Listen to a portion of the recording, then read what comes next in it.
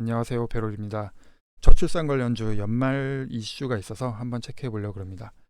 크게 두 가지인데요. 여기 먼저 적어놨죠. 첫 번째, 인구위기 대응 핵심 과제 선정, 이달 중 법무처 종합대책 확정 발표. 두 번째는 왕이 외교부장 연내 방한 가능성, 이건데요. 먼저 첫 번째 뉴스를 보면은 12월 14일 뉴스입니다. 이때 정부가 인구위기 대응 핵심 과제를 선정해서 이달 중에 종합대책을 발표할 거다, 이렇게 밝혔는데, 여기에 이제 뭐 이민 활성화 이런 내용도 있겠지만, 기존의 저출산 정책과 양육, 보육 지원제도, 지역 소멸 대응 정책의 성과 연구하고 효과를 높일 수 있도록 제도를 보완하겠다, 이런 내용도 있죠. 그러니까 연말에 발표되는 거에 저출산주가 좀 탄력을 받을 수 있는 내용이 포함될 수 있을지, 그 점도 좀 관심 있게 볼 만한 일정입니다.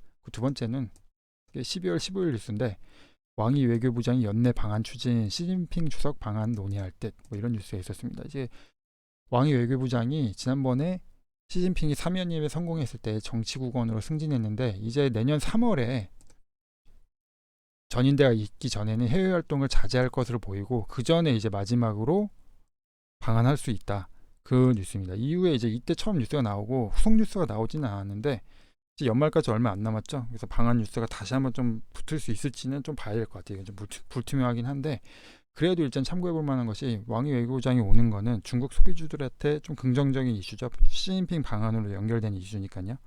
화장품, 콘텐츠, 의류, 이런 것들도 다 있는데, 저출산 관련주들도 중국 소비주로 연결돼 있기 때문에 관심 있게 볼 만한 일정입니다. 그러니까 왕이 외교부장 방안이랑 정부 종합대책 발표, 이게 두 가지가 맞물릴 수 있는 이슈이기 때문에 연인 말에 한번 저출산주들이 이런 이슈를 통해서 관심을 받게 될 수 있을지, 그 점은 미리 이제 관심 종목으로 모아놓고 지켜보면 되겠죠.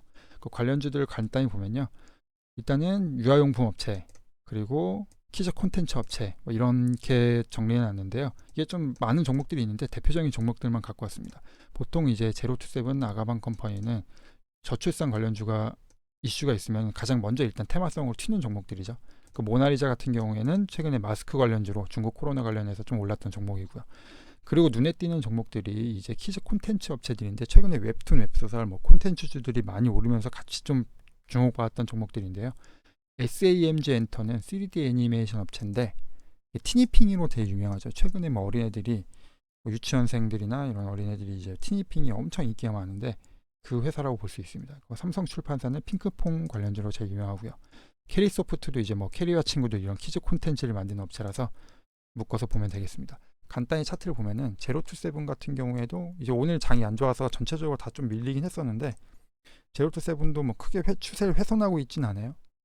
그리고 아가방 컴퍼니 같은 경우에도 돌파가 나오지 않았지만, 그래도 상승 후에 좀 저점을 지켜주면서 움직이고 있죠. 그러니까 연말에 한번 탄력을 받을 수 있을지 같이 묶어서 볼 수 있겠고요.